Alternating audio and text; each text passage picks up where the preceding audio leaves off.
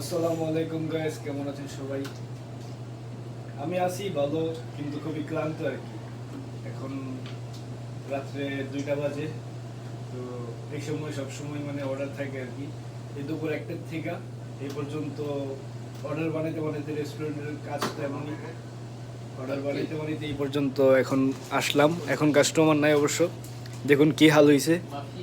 এখানে সব কিছু ব্ল্যাক, তারপরে এখানে সস সব কিছু মানে হয়ে গেছে আর কি, নোংরা হয়ে গেছে। এগুলো এগুলো ক্লিন করার পর তারপরে রুমে যেতে হবে আর কি। তো রেস্টুরেন্টের কাজ এমনই, যারা যারা আসতে চান অবশ্যই আইসেন না কেউ, রেস্টুরেন্টের কাছে কেউ আইসেন না। এখন এগুলো ক্লিন ছাড়া রুমে যাওয়া যাবে না, এগুলো প্রথমে ক্লিন করতে হবে, তারপর রুমে যেতে হবে।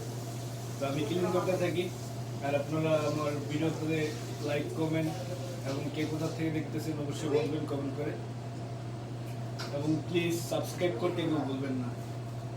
ধন্যবাদ।